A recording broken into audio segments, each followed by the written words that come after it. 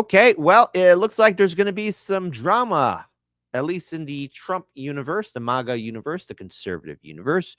Trump versus Representative Thomas Massie. Now, I want to be clear here. I do have a lot of respect for Representative Thomas Massie, especially when it comes down to internet freedom of speech and how he's pretty much been consistent with his views. Now, there's a lot of things that he has, some of his policies that I agree with and I don't agree with. But this is rather concerning that this administration is now going after a very popular House representative. And I say that with my brain spinning around because I mentioned popular House representative because politicians are not popular at all. But Representative Thomas Massie has been right and correct on a lot of key issues, most notably internet freedom of speech. But this has to deal with now where he stands with the budget and the government funding bill and what's going to happen. So, first, let's go ahead and address what's happening here. So, I want to pull up this article here from The Hill so that we all can get a better understanding about what is happening in this potential fight that is going to be developing over time. So, President Trump is vowing to lead the charge to unseat Republican representative of the great state of Kentucky, Representative Thomas Massie, who has said he will not support the GOP's short-term government funding bill ahead of Friday's shutdown deadline. Trump began on a I gotta say sushi, Truth Social post late Monday. So what is within that post? Well, I want to pull this up here. This is a retweet from Tim Pool. Representative Thomas Massie is one of the few members of Congress with honor and integrity. Trump is wrong on this, but I understand we are racing the clock and Trump needs to get shit done as fast as possible. So what did he write? Thank you to the Freedom Caucus for just delivering a big blow to the radical left Democrats in their desire to raise taxes and shut our country down. They hate America and all it stands for. Of course, yes, you got to blame the other side. That's why they allow millions of criminals to invade our nation. Sometimes it takes great courage to do the right thing. Congressman Thomas Massie of beautiful Kentucky is an automatic no vote on just about everything, despite the fact that he has always voted on continuing resolutions in the past. He should be primaried, all caps lock, and I will lead the charge against him. He's just another grandstander who's too much trouble and not worth the fight. He reminds me of Liz Cheney before her historic record-breaking fall loss. The people of Kentucky won't stand for it. Just watch. Do I have any takers? Anyway, thank you again to the House Freedom Caucus for your very important vote. We need to buy some time in order to make America great again, greater than ever before. Unite and win. Unite and win. That's tell me, folks, what can and will go wrong with this statement because there's a lot to unpack here. So, first of all, I want to pull this up here. Let's pull up this little tweet from Easy Street. Here we go. Representative Thomas Massie from March 9th, Monday. Sunday. I'm not voting for the continuing resolution budget cut, copy, paste omnibus this week. Why would I vote to continue the waste, fraud, and abuse Dodge has found? We were told that the continuing resolution in December would get us to March when we would fight. Here we are in March, punting again. WTFO. And of course, somebody went on to say, "TikTok, Tommy," which Representative Thomas Massie wrote. Someone thinks they control my voting card by threatening my reelection. Guess what? Doesn't work on me. 3 times I've had a challenger who tried to be more MAGA than me. None busted 25% because my constituents prefer transparency and principles over blind allegiance. I also want to pull up something else here as well. This is from comedian Dave Smith. So it looks like Trump is targeting the one left-wing protest movement of the last 10 years that isn't explicitly anti-Trump and the one congressman who's actually America first. Terrible, terrible indeed. Yes, it doesn't say, it says a lot. And also, and this is from Rand Paul, despite Doge's findings of loony left-wing USAID programs, the Republican spending bill continues to fund the very foreign aid Elon Musk proposes to cut. The bill continues spending at the inflated pandemic levels and will add $2 trillion. That's not one, but $2 trillion to the debt this year. Count me as a hell no. So in turn, does that mean also Donald Trump is going to go after Rand Paul? To be clear here, Rand Paul and Representative Thomas Massie, while they are very popular, it is a bad move on Trump's part to make them enemies or either that try and divide his political movement. Yes, USAID has found a lot of interesting waste, but yet this omnibus bill is going to be supporting the very same things that Doge apparently is putting a stop to. Remember what Misty Winston once said, if they're having you look at something shiny over there, you should be looking over here. It's all a distraction, all a shiny distraction with keys. And in turn, that is causing a divide in the MAGA movement, which I'm wondering just how many Trump supporters will go along with that. Okay. And I think many people need to remember that Representative Thomas Massie, he has gone through this before. Massie has frequently bucked his party on fiscal matters and has cast doubt on the passing continuing resolution to keep the government funded until the end of the fiscal year. Someone thinks to control my voter card by threatening my reelection. Guess what? Doesn't work on me. The president also attacked Representative Thomas Massie in 2020 when he called him a third-rate grandstander on X and called him to be thrown out of the Republican Party. That is a bad move by Donald Trump, but I also want to pull up something here as well, because we talked about this last year in September. Unless I get a lobotomy Monday that causes me to forget what I've witnessed the past 12 years, I'll be a no vote on the continuing resolution this week. It amazes me that my colleagues and many of the public fall for the lie that we will fight another day. Check out my prediction 6 months ago. Hold on, and let me put a pause here. I want to make sure everyone's able to see this as well. But this is a video that we did play. I refuse to be a thespian in the Speaker's failure theater. The 6 months continuing resolution was the SAVE Act attack is an insult to Americans' intelligence. The CR doesn't cut spending, and the shiny object attached to it will be dropped like a hot potato before the passage. So this is from last year. I want to play it in its full entirety. And I would call on Mr. Massie. Can we be honest with the American people about what's going on here? This is political theater. I'm going to call out both sides right here. It's all posturing. It's fake fighting. We all know where it ends up. This is Groundhog Day. I don't care if the Democrat is the speaker or Republican is the speaker. We always get a CR in September, and then we get an omnibus. Sometimes there's a twist on that. We might get the omnibus before Christmas, but if we're not good, it comes after Christmas. But that's what's going to happen.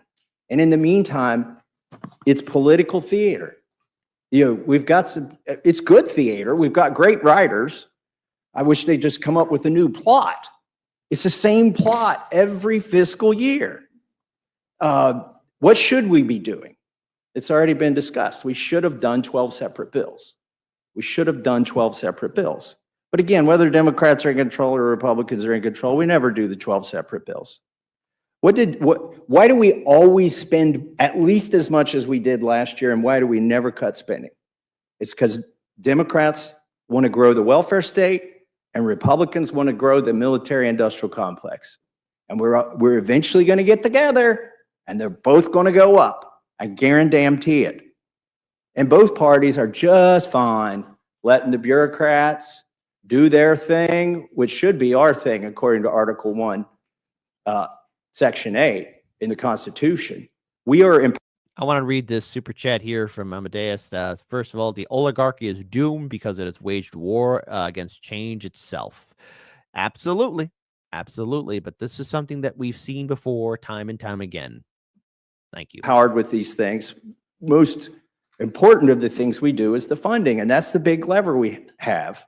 I've sat through now almost 2 years of hearings in this Congress, where we've exposed lies at the CDC, shortcuts at the FDA, unconstitutional gun bans at the ATF, over prosecution of January 6ers at the DOJ, targeting common citizens at the FBI, spying by the NSA, illegal mandates for livestock by the USDA, targeting plant vaccine or transgenic plant vaccine at the NSF, and censorship, the censorship industrial complex of which the NSF is part of. Automobile kill switch at the DOT. Now, these are all things I think most Democrats are just fine with, this kind of totalitarian state that the bureaucrats are pushing on us. But Republicans at least pretend to be against these things. But what are we going to do this September? We're going to fund every freaking one of those things that we have exposed. That is the tool that we have, is the funding. Why are we funding things we don't like? We don't have to. Well, it's because we're addicted to spending. And this doesn't do anything about the addiction at all. So let me touch on one point too here that I think is important. Is, a couple years ago, or a summer and a half ago, I suppose now, we did something where we allowed the debt limit to be increased. But as a condition of that, we said, if you do a CR that lasts past April 30th, everything's going to get cut 1%. And that, to me, seemed like at least a little tinge of fiscal responsibility was creeping in. But now I notice that this CR, instead of going 1 year and giving us time to do the 12 appropriations bills, is going to go 6 months. Now, let me tell you what's going to happen because this goes 6 months. Number one, it ends in March 28th, on March 28th. Well, the automatic cuts happen on April 30th if the CR went past that. So that is exactly why the speaker chose a 6-month CR, is so we don't have even the chance, a threat to this town. It's a threat of a 1% cut. We don't want to even, this is like T-ball. The 1% cut is on the tee and Republicans won't even swing at it. And it's showing a hypocrisy in the entire Republican Party. Again, Doge found a lot of waste, but yet this bill is going to be supporting that same waste that's supposed to be cut. Hey, by the way, weren't we promised like $5,000 in Doge checks? I mean, that would be nice. Hell, I think the American people deserve one big fancy stimulus check. How about a tax jubilee on all of us? I mean, allow the American people to get some relief. But it seems we're getting more debt into our country. We're getting heavily taxed. I mean, in 2025 here in Illinois, off-related thing, but I got to get this off my chest. But Jesus Christ, J.B. Pritzker, you're raising taxes on everything here. You want Illinois to be empty? This is how you get Illinois to be empty. I love this state too. I really do. My family's roots are deep here. But God damn it. It seems like we got all these politicians that don't stand on anything. And this video here is from 6 months ago. Where is Representative Massie wrong on this? I don't go to bat for a lot of these politicians, but when one of them's right, when one of them's on the mark, you got to address it. And it seems to me now that Trump is on this rush to get him kicked out or removed or primaried or whatever. People in Kentucky, hey, you got a good one here. Don't let blind loyalty trick you. So instead, we're going to do a 6-month CR instead of a 1-year CR. That sets up another crisis next spring where we can do another pretend fight sometime around March. And that fight it'll be the same fight regardless of who wins the presidency and who's in charge of the Senate and the House. And we're basically going to get pretty much the same result. But that's 6 months from now. In the meantime, we can kick the can down the road. All of these things that we've exposed and all of these hearings are going to continue to get funded. But wait, there's a bright, shiny object on this CR. I've never seen one of these. I have never seen a bright, shiny object attached to one of these must-pass. And that is clear here as well. There's no such thing as a clean politician. Thank you, Golden Monarch, who's been a great treasure trove of information, especially when it comes down to cryptocurrency. Glad to have you on and also part of our Discord community. Like, no such thing as a clear politician. Pass bills. Oh, wait, no. It actually happens. There always is. A bright, shiny object. A bauble, if you will. A little something to get excited about. This SAVE Act. It's going to save us all. Right? And by the way, this is good political theater. I do like this part of it, that we're going to see almost every Democrat cast a vote so that illegals can vote in our elections. I mean, that's pretty clever on the part of our speaker to set that up, make you all take that vote. But here's what he's going to do after you take that vote. He's going to take it off. The bright, shiny object goes away. It's Lucy and the football again. And the American public is all revved up. Yeah, we're going to get to save it. We're going to save these elections. We're going to stop the illegals from voting. Really? How are you going to do that in like 6 weeks? I think they're already registered if they're going to vote. Some of them probably already voted. This SAVE Act ain't going to save anything.